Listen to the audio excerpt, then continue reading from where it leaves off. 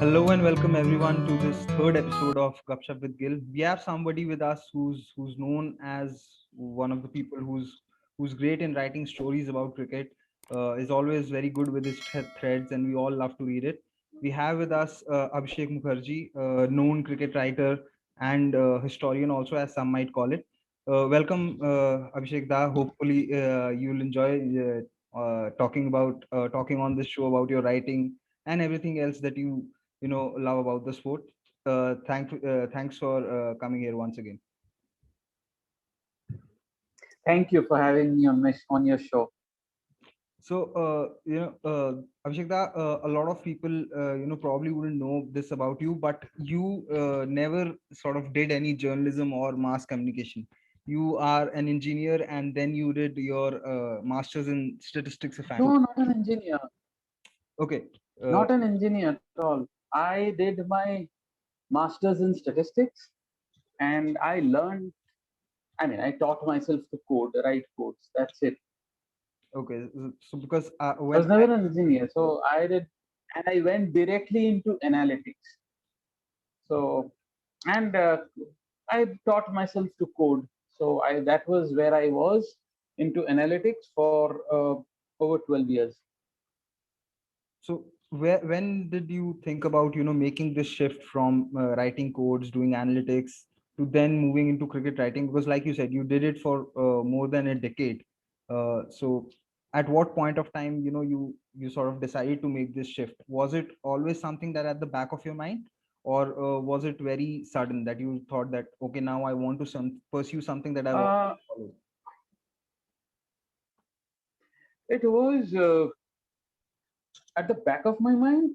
I always wanted to do something in cricket, but the usual course of action. The usual grind. If you're somewhat okay at science, you follow science. In the typical Indian, the middle class generation, the middle class 1990s, 1980s, 1990s formula of if you're okay at science, always pursue science and then follow a routine course. So I follow that stream of action and landed. Okay, I got a job, and okay, but I was never enjoying what I was doing. It was okay. I was doing okay. I won't say I was hating it, but I always want to change. Do something I like. So that was it.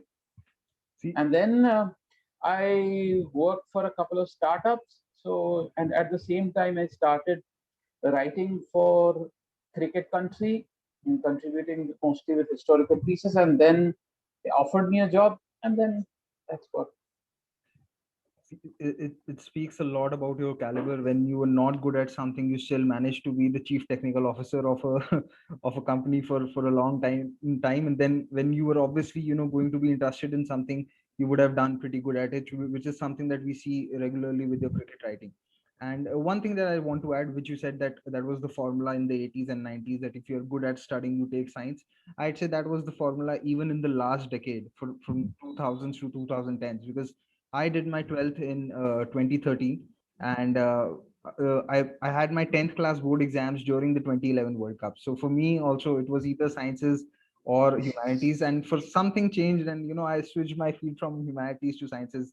Then I did JE, everything, even did my engineering. But this when even when I was in the field of engineering, I knew that I wanted to do something in the field of sport, and I kept trying my hand. So I think that is something which will remain with the Indian middle class for times to come, because there is no denying the fact that engineering is something which leads to a stable or stable life, or a stable income, if you might call it. Yes, yes, that used to be the case, but right now too many avenues have opened up. The internet boom has provided with newer opportunities and professions that we had no idea would exist. For example, 10 years ago, if you, maybe not 10, maybe a bit more, if you told me that a YouTuber can make money, there will be a profession called YouTuber. A social media influencer can actually be a profession. So I would not have believed that. So professions, I mean, professions have I mean, you can actually click pictures of food, post them on Instagram, and get paid for that. I mean, I would never have believed if someone had told this to me when, say, even 10, 15 years ago, that this will happen at some point in future. I don't know. I mean, professions, there are professions. And the internet, one good thing the internet has done is it has leveled the ground. It can be, you can say it is good, you can say it is bad, but the monopoly has been broken by the internet. Now, if you're really good, if you can start something on the internet, and if you're really good and if you keep at it, keep doing it, then you'll get some sort of success. What you said actually brings me to this debate that used to happen around a year ago, where people used to sort of look down upon who were people who used to use TikTok a lot. They used to say this is not any content, and people would make money. So you're absolutely right where you say that it's level the ground, where anyone can be a star, or anyone can earn money and showcase his talent. And I think social media has definitely got a lot to do with it. And in fact, had it not been for No, internet. no, I have tremendous respect for people who get popular doing these videos. I mean, they are entirely self-made. They they often have no formal training. They shoot videos on their own content, whether it's good or bad. That I'm not nobody to say that. I mean, I can't make these things on my own. But these people are self-made and they have broken the barriers. They are cutting through the clouds. Of course they. I mean, I have tremendous respect for these people.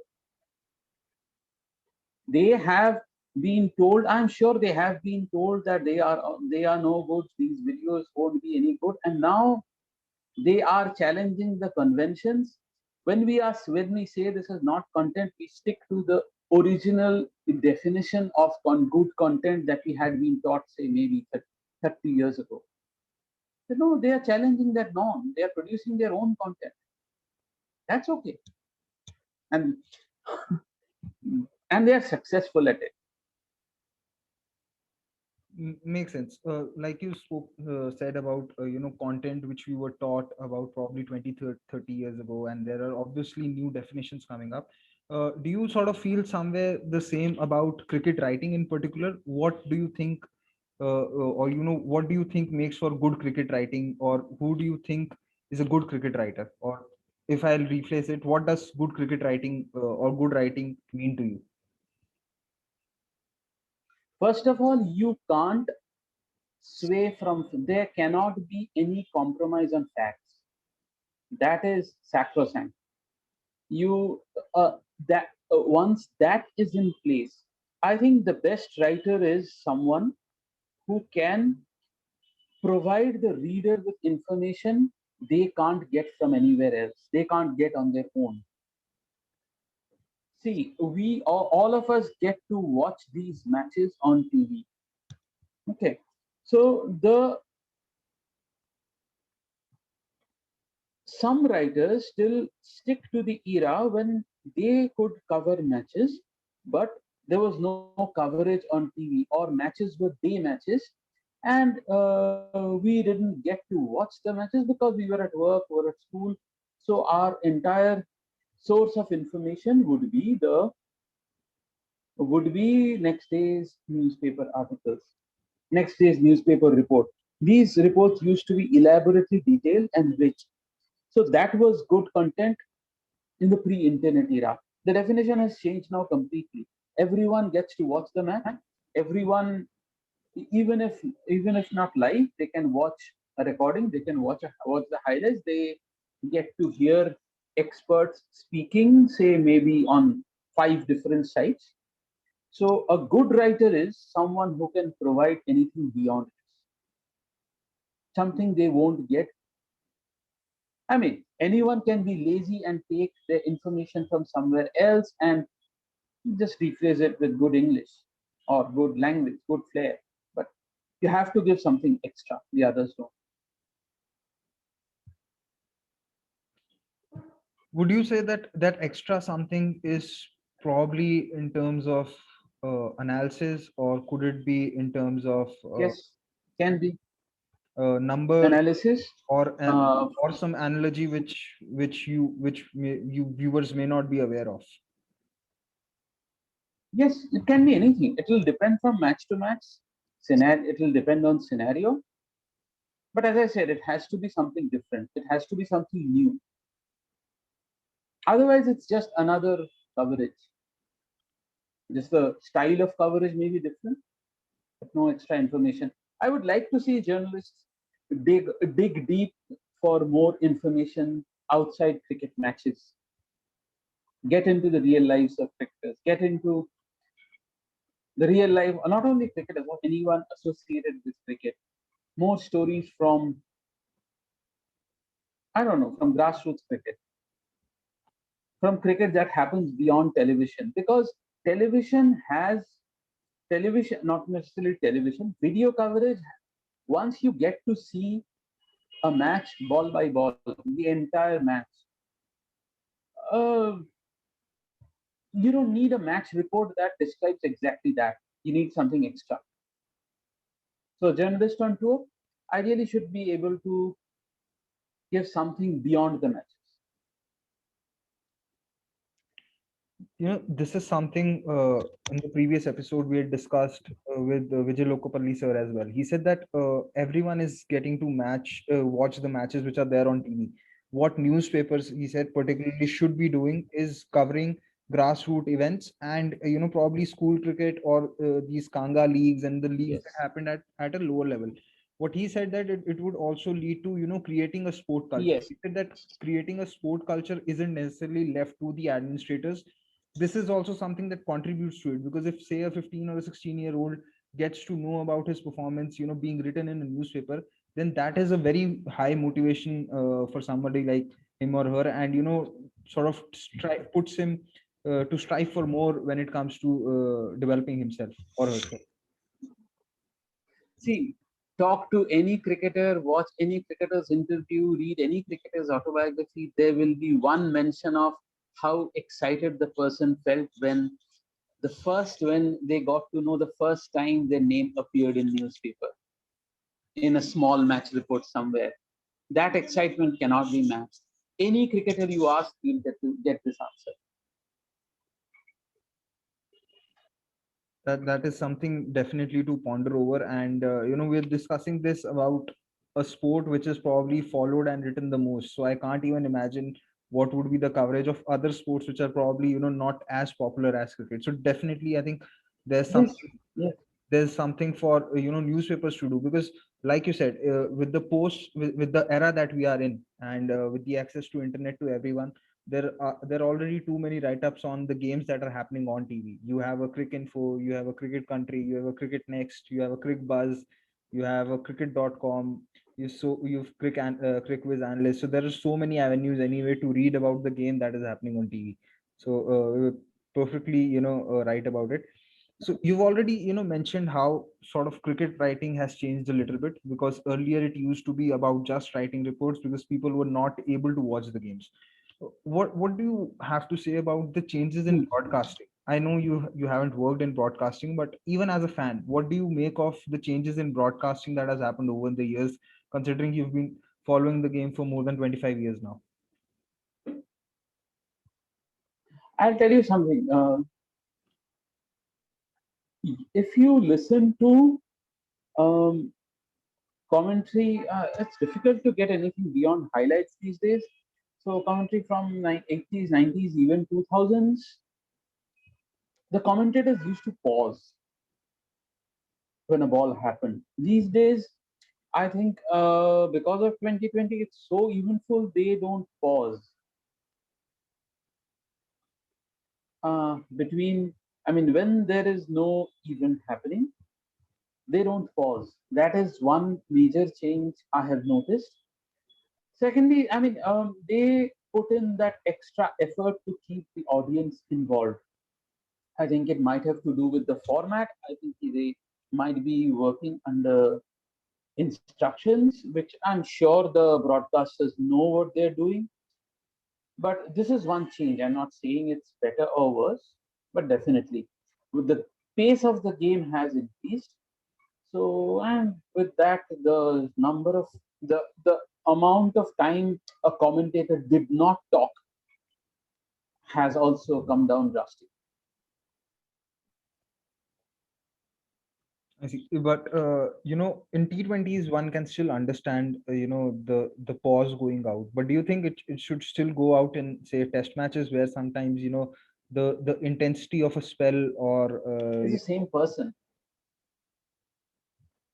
Yes, sometimes there are moments you feel when you see you expect a pause. You don't want the commentator to talk constantly. You would because the sport is,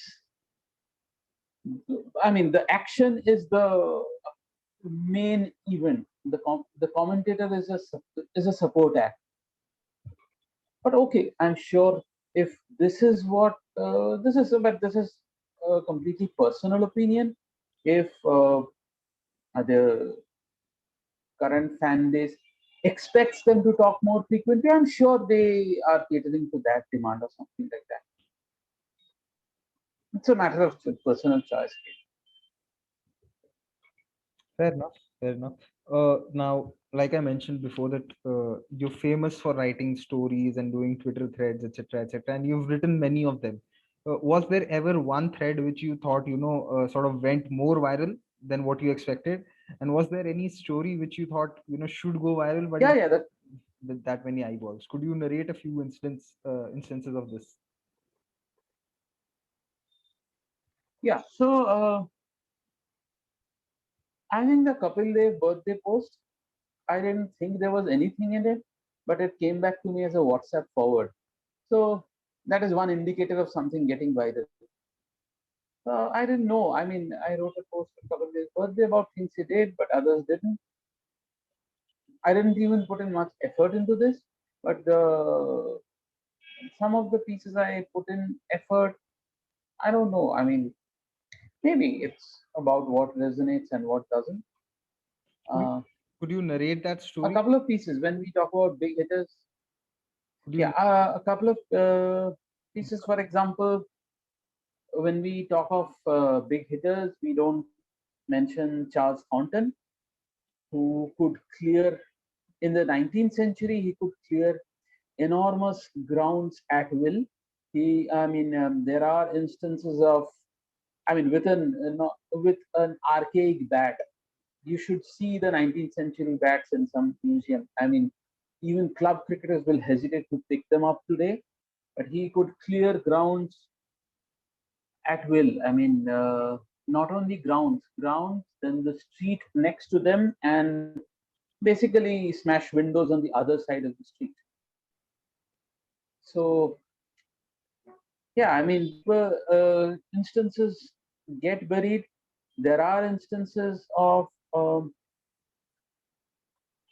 cricket being called a gentleman's game. I mean, that's a common notion. That has been one of my pet peeves. History of cricket is littered with incidents that prove the exact opposite. But yeah, I mean, these are not as well known. I've tried to establish. Yeah, these are not as well known, probably because they don't resonate with with the usual norm. But yeah, could you narrate that Kapil Dev story for us and people who may not have heard it? Uh, and considering it's Kapil Dev, and people would also yeah. like to know who's the writer behind that story and where did that story originate from. So could you please narrate that story? The no, come again. I didn't get your question. I'm saying, could you narrate that Kapil Dev story, the one you said became too famous? Because I Kapil Dev's story is a list of his achievements. It's a list of what his records, what he did, and okay. basically a list of his achievements in a thread. That was it. Nothing special. That then that would have been bound to become more viral, because if you look at it, Kapil Dev is still probably in many ways one of the earliest sporting heroes. I say sporting and not only cricketing heroes, because I somehow feel that he was, probably the first iconic, if not the first, then one of the many early cricketers who were icons of the sport, which led to a lot of people picking up the sport. I have a theory, and I sort of want to discuss it with you. I've always felt that any sport starts to take off when there are icons to look up to. Like cricket started growing when there was a Kapil Dev, then a Sachin Tendulkar came up, and a lot of people started following the sport because there were these heroes. Similarly, hockey was at its prime when there were a lot of heroes. The team used to do well, but once those heroes went out, the popularity of the sport also died. So I I think the most significant moment in Indian sporting history was in hockey. The most one single most significant event, that would be in 1948 Olympics. India, see, there is some background to this. Until then, Great Britain never participated in Olympic hockey as long as India participated. So in 1948, London Olympics, the year after India's independence. It's almost a Bollywood movie. India met England in the final in 1948 in London, and India beat England in the final to win the gold medal. I don't think there can be a more Bollywoodish moment than this.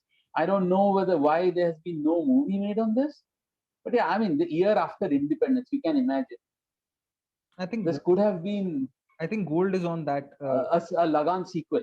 I think gold is on that Olympics only, 1948. I think gold. Gold was from 1928 starting. Okay, I haven't watched that movie, so 28, 32, 36, 40, then 48. hopefully, well, there is The some. gold was in 1948. I have not watched gold.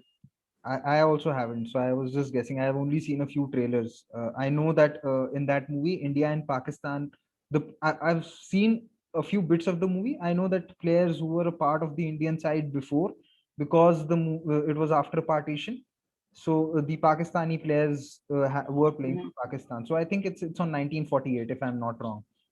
I think it's on 1948. I haven't watched that movie yet, but just because India and Pakistan players got separated, I think it's on 1948. So now you've just recently come out with this I book. must have missed gold. I must now watch gold. Yeah. Now you've just written this book about the partnership between Sachin Tendulkar and Mohammad Azharuddin at Cape Town, and it also says that it's a Mhm. book about the friendship between India and South Africa through cricket. So talk us through about that book a little bit, and what else are you looking to convey through that book?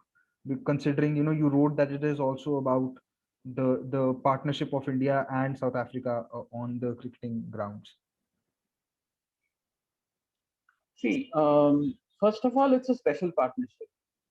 This is, I mean, from just the cricketing viewpoint, if you think of a partnership in Test match, a great partnership, it's typically a long, I mean, a well stretched partnership. If there is an attack, it happens at one end. Here we are talking about attack at both ends on South African soil against a full strength South African attack. In the first test, India were bowled out for 100 in the first inning, 66 in the second. Here they were 58 for 5. South Africa had posted 500 plus. India were 58 for 5. There was no way India were coming back into the match. That was when Tendulkar and Azhar got together. In the next 2 hours, they added 222 runs. So there was attack at both ends, different kinds of attack. Tendulkar more conventional. Azharuddin was bordering on the reckless that day, but he was connecting everything. So that partnership is special on its own. Now you have to understand that India and South Africa grew together in cricket. India had been playing cricket since for a century before that, but it was only after globalization happened in 1990, early 1990s, that Indians got to watch the Indian cricketers play overseas. Satellite television, I mean, Indian cricket had already grown, but Indian cricket coverage, the cricketers suddenly came closer. We could actually see Tendulkar and Azharuddin do this. Earlier, there was no live coverage of test matches outside Asia in India. So you couldn't see test matches from Australia or England or South Africa or anywhere. So this was the first place this happened. 96, India had Ganguly and Dravid and Lakshman debuting. This happened just after that. On the other hand, this was also the era when Callis and Pollock had just come into the South African side. And roughly when India had opened its doors to the world through globalization, South Africa had also opened its doors to the world by ending the apartheid era. They are not comparable, but in a way they were again.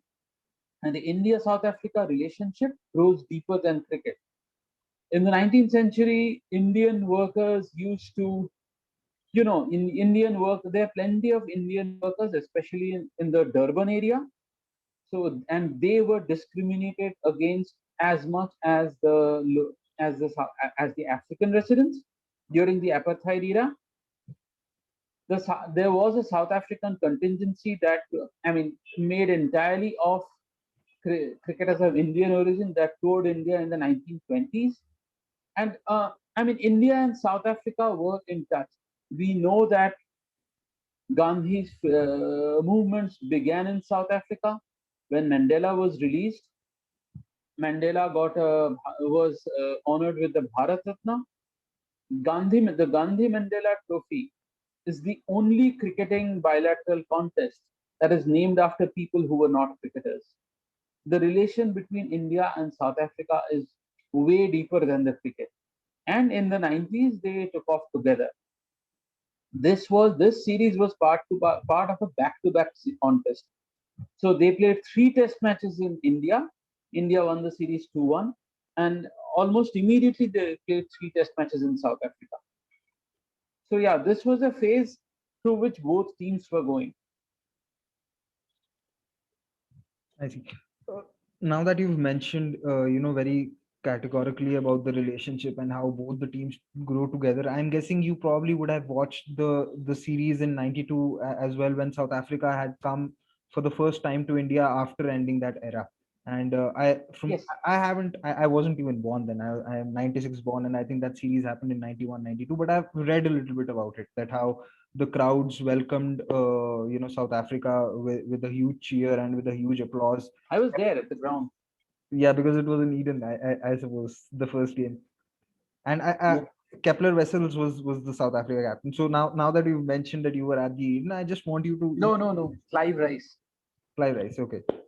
So I just want you to, talk about Mhm. that series, and, what was the atmosphere at that point of time, because we really don't have a lot of first hand accounts of the atmosphere at that point of time and how that series was. So can you please take us through that series? Okay. Um, so first of all, this is a completely different era. Completely different era.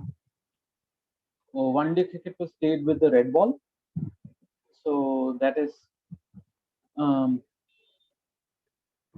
they were, they received a huge cheer at the Eden Gardens.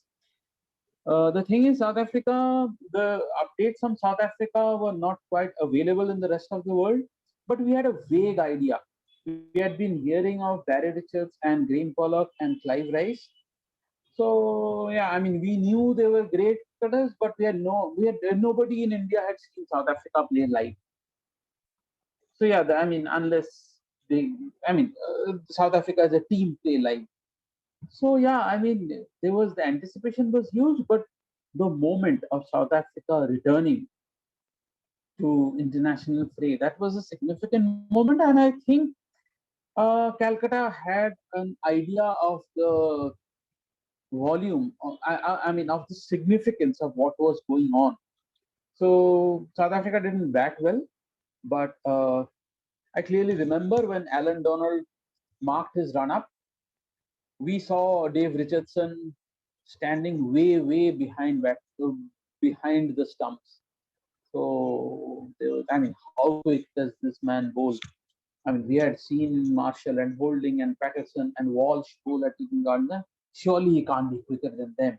But I can tell you honestly, the first spell, almost nobody from my section in the stands could see the ball. We could basically there was a puff of dust where the ball bounced. That was all we could see. And the thud into Richardson's gloves, that was, I mean, you could hear that thud. I think in his first 2 or 3 overs, Donald took 3 wickets. So he took 5 wickets and he was joint player of the match. India won the second match as well. The third match was in Delhi. This was a day-night match and was uh, played with a white ball. So in the Jawaharlal Nehru Stadium, it was essentially a football ground, an athletics ground. So there was a track, there was a running track, and the fielder stood on the track. I mean, it was a running, it was an athletic and football ground. It was an Olympics, it was an Asian Games ground basically, converted to a cricket field. So you understand, I mean, the tracks were there, the fielders were fielding on the running track. So that was what happened. And the thing was, Indians were not used to playing floodlight cricket, cricket under floodlights. South Africans, they had been doing that for years.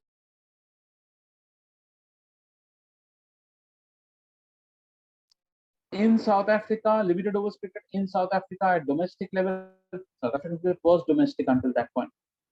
Was often played under floodlights, so they were used to it more than the Indians.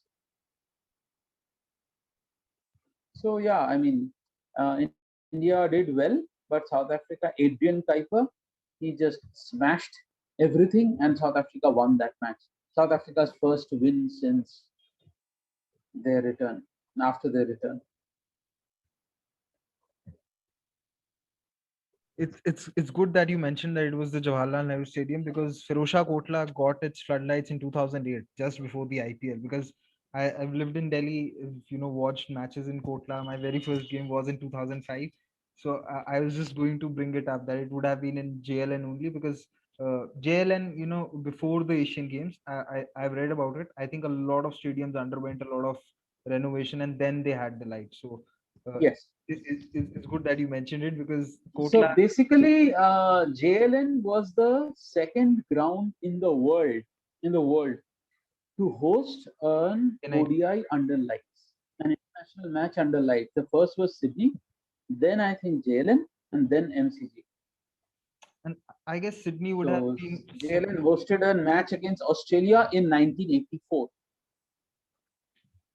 of India Australia ODI. Kepler vessels played in that match for Australia.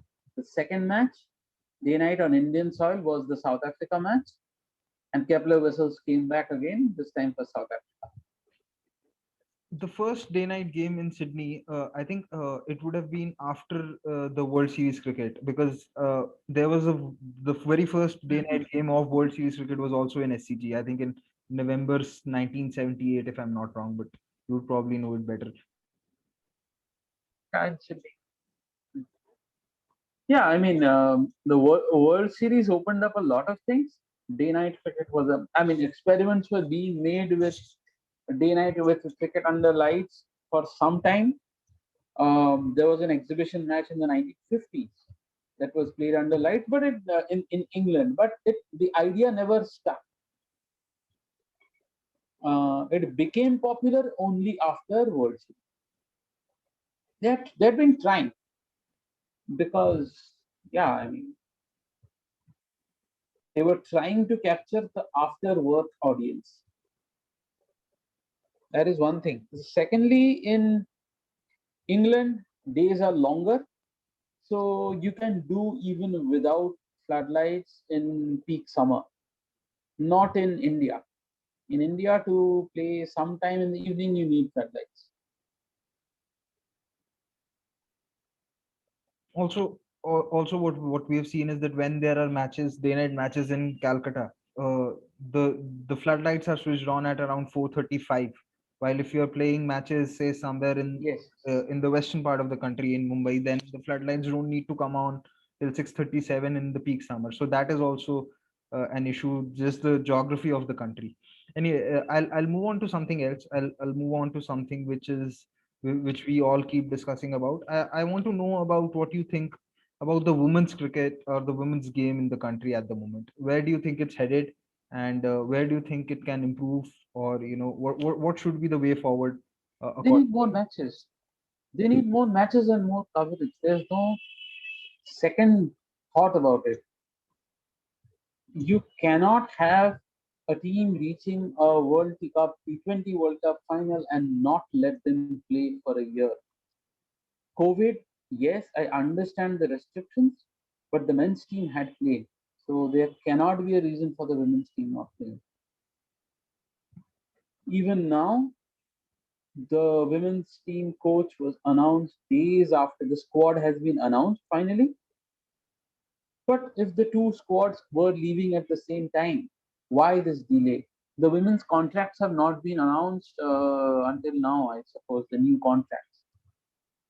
So, yeah, you may say that they may say that they are doing a lot, but they still play that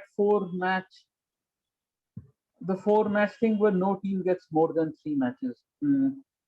And they try to coincide that during the IPL, the Women's T20 Challenge. I don't think that is anyway close to enough. There has to be a minimum of four teams. Every team has to play a minimum of 5-6 matches. Last year they got their own sponsors, so they can function independently. I can't see why cannot be more matches. See, as far as I'm concerned, what I feel about is that if you look back at the last three ICC tournaments, India have lost to England and Australia, the two countries and the two teams that already have a robust uh, T20 league for their players. So it sort of tells you the importance of these leagues, because I think somewhere we lost the 2017 World Cup final because we were just too nervous. It was just a battle of nerves, and I think the one thing that any youngster who has talked about the IPL or the impact is that he said that they don't feel the same nervousness when they are playing at the big stage because of the IPL. So I certainly definitely feel that there's a need for an elongated women's IPL. Like you said, I don't think just 4 games are a league enough. There should be probably, if even if there are 4 games and you play a round robin, you will still have 6 games. But I feel that there. See, if there are four games, there will always be one team. There'll always be one team that will play only two matches. And if you're a batter, your team loses about 3 wickets in both matches. You get maybe, I don't know, 5 balls to face in each match. What contribution do you make? You just show up, field for 20 overs, bat for maybe 5-10 balls in the entire tournament, and your stint is over. Worse, your team may win the match because all three teams are trying to win. They won't rotate cricketers enough, and you just may remain on the bench and return. There's no point in playing this 4 match series. Make it 4 teams. That's a minimum 4 teams. ra- Double round robin, so that's 6 games. 12 matches plus a final. Six, and every team plays every team twice, so you can make it 12, No, I was and saying then a six games, final. six So that's games for 13 matches. I was saying 6 games for each team. So that Yeah, still some sample space. yeah, 6 games for each team. Yeah. So just one last thing that I want to talk about. You've been pretty there are a lot of people who are in the space of sports, whether it be sports broadcasting, sports journalism, writing, analytics, who on their social media tend to cater to only to the field that they are in. That is, they basically only talk about, say, sports writing or sports journalism or issues of sports. But you, on the other hand, I've seen, have been vocal about other issues as well, which impact the society. And what the kind of feeling that I get from your writing sometimes is that you definitely feel that sports impact society. And I've seen you do a few stories which have shown how sports has positively impacted the society. So I want to know what is it that you exactly feel about it? Do you think, should people be restricted? It's not my feelings. Even Nelson Mandela believed in that. If you a win in a major sporting event can alter the um, can alter a lot of things. Can I mean, see the way. I'll tell you a story. In the 1930s, Australia were going through probably the worst depression of their in their history. It's not an old country.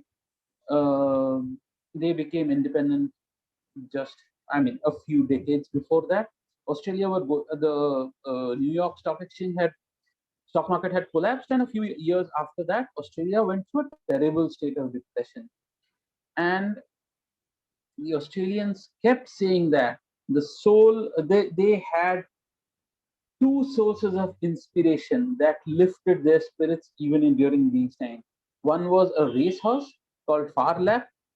They found Farlap's achievements really inspiring, and the other one was Brad. So Bradman conquering the English in England was, I mean, people stayed up nights, people uh, waited for the next day's newspaper, people drew inspiration from that one man in that era. It is when South Africa returned on several occasions, Mandela was asked whether they should go ahead with anything related to sport, and Mandela invariably encouraged that. I mean, it's something that you understand, and sports can be used as a tool to send out messages. We have seen that in the Olympics. We have seen cricketers don messages. We have seen the entire Black Lives Matter movement. We have seen how cricketers, how athletes have used sports to send out relevant messages.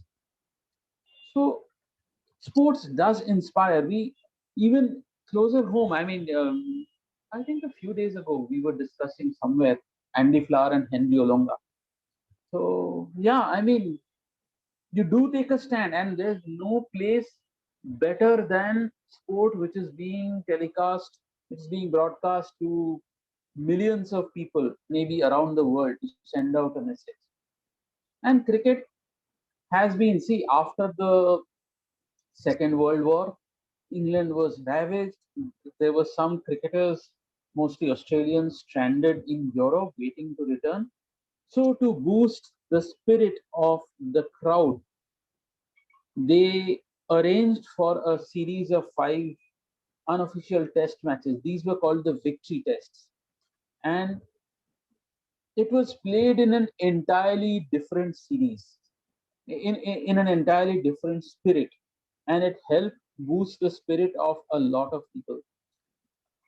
Before that, during the World War, the authorities arranged for cricket matches involving several tested. The test cricketers were serving national duty at that point, but cricket matches were organized just to keep the spirit of the general public going. There are numerous examples of this, where a sporting victory has lifted the spirit of a country. There are too many examples. Thank you for sharing another story with us. Just a couple of last questions. Who's your personal favorite cricket writer or a journalist who you look forward to reading to? I don't look forward to reading per se because I would say of all writers, Gerald Broadrib. Um, there's no looking forward to because he died about 2 decades ago, I think. But yeah, I mean, if you ask me the writer I would want to emulate, I would say Gerald Broadrib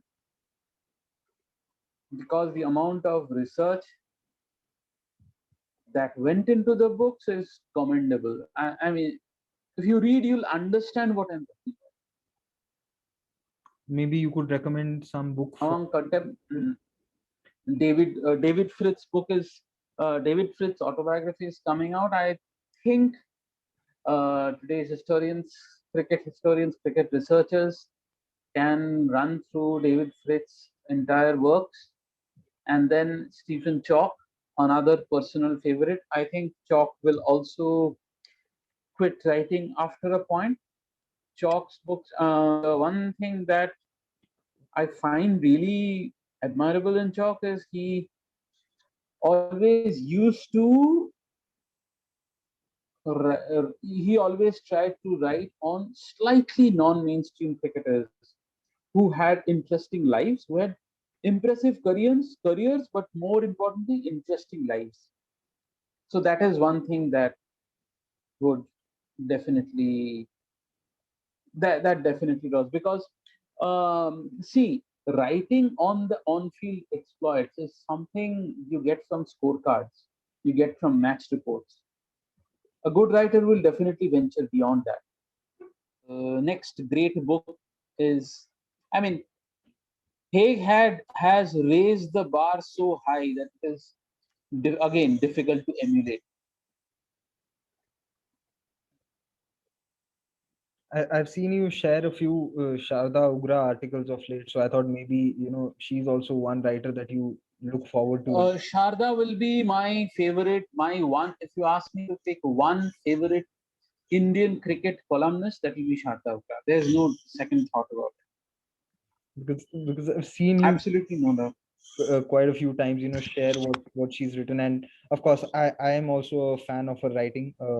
It's too bad that she. Meticulously researched. She understands the idea of setting the pace, setting the tone, and nobody knows how to finish an article better than her. It's almost like that. When it comes to finishing off an article, she's very much like Dhoni. She knows how to finish off with a flourish.